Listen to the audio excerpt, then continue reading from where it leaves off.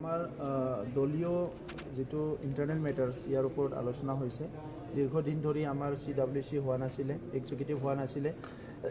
এই কাৰণে আজি বিভিন্ন বিষয়ৰ ওপৰত পৰ্যালোচনা হৈছে, আলোচনা হৈছে আৰু UPPL দলটো অধিক শক্তিশালী দল হিচাপে গঢ় দিয়া, আমাৰ যিবিলাক কাম কাজ চৰকাৰত চলি আছে সেইটো কেনেকৈ আমাৰ দলীয়ভাৱে সমৰ্থন কৰিব পাৰে, সাপোৰ্ট কৰিব পাৰে, এই কথাবিলাক আলোচনা হৈছে। আৰু সকলো আমাৰ ইয়াত উপস্থিত আমাৰ জিলা কমিটিসকলে নিজৰ নিজৰ ৰিপৰ্ট সাবমিট কৰিছে আৰু এটা সুন্দৰ পৰিৱেশত আজি আমাৰ আলোচনা হৈ গ'ল আৰু সবে প্ৰস্তুতি হৈছে কি আগন্তুক যেটো আমাৰ বিধানসভা নিৰ্বাচন আছে সেইটো অংশগ্ৰহণ কৰিবৰ কাৰণে আমাৰ UPPL দলে ইতিমধ্যে প্ৰস্তুত হৈছে। আচ্ছা, বিধানসভা বিগত যি পৰিষদীয় নিৰ্বাচন আপোনালোকৰ মিত্ৰতা আছিলে বিজেপি, UPPL আৰু গণসুৰক্ষা পাৰ্টিৰ, এই আগন্তুক বিধানসভা নিৰ্বাচন আপোনালোকৰ মিত্ৰতা অক্ষুণ্ণ থাকে কি মানে যোৱাবাৰৰ যিটো মিত্ৰতা আছিলে তাত মিত্ৰতা বুলি তেনেকুৱা অফিচিয়েল একো নাছিলে।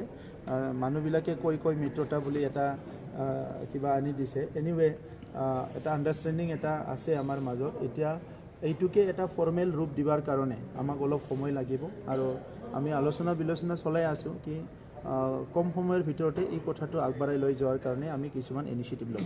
অহাকালি BTC একৰ্ড মানে অনুষ্ঠিত কৰিব হাগ্ৰাম মহিলাৰ নেতৃত্বত।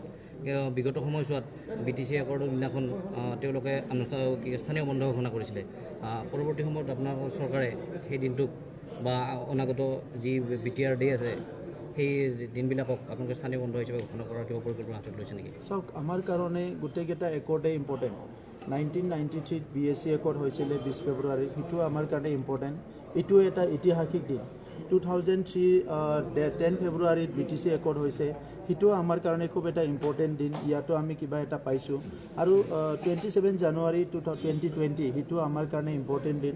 ইয়াতো আমি কিবা এটা ৰাজনৈতিক অধিকাৰ পাবলৈ সক্ষম হৈছোঁ। গতিকে এই গোটেইকেইটা দিনে আমাৰ কাৰণে ইম্পৰ্টেণ্ট দিন আৰু যিটো বন্ধ দিয়া বা বন্ধ নিদিয়া সেইটো ডাঙৰ কথা নহয়, কাৰণ বন্ধ কালচাৰটো আমি লাহে লাহে গুচাব লাগিব। যোৱা 30-40 বছৰত আমি বন্ধই কৰি আছোঁ বেছিভাগ, বিভিন্ন আন্দোলন কৰি পেলাই। তো তথাপিতো আমাৰ যিটো ৰেচপেক্ট, যিটো অনাৰ, আমাৰ যিটো শ্ৰদ্ধা এই দিনৰ প্ৰতি, এই দিৱসৰ প্ৰতি সেইটো সদায় থাকিব।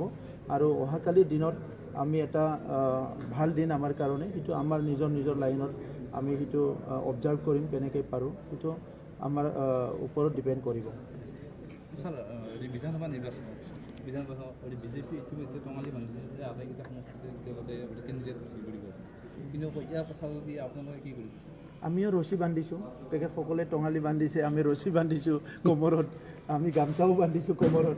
গতিকে চবেই যুঁজিম আৰু বাক্সা এইবিলাক তিনিটা সমষ্টিতে তেওঁলোকে দিয়াৰ কাৰণে এটা পৰিকল্পনা কৰিছে আৰু সেইমতে কেণ্ডিডেট ঠিকো কৰিছে। চবেই ঠিক কৰিব কেণ্ডিডেট। ইলেকশ্যনো আহি আৰু পলিটিকেল দলে কেণ্ডিডেট ঠিক নকৰিলে কেনেকৈ হ'ব? কেণ্ডিডেট ঠিক কৰিবই লাগিব। আমিও কেণ্ডিডেট ঠিক কৰিছোঁ।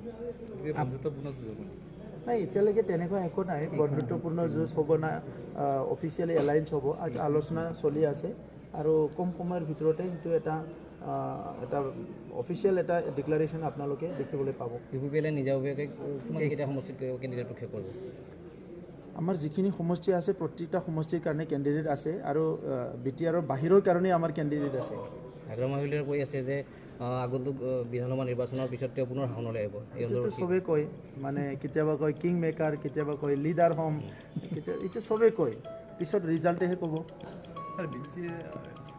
বাহিৰৰ কেইটা সমষ্টি দিব?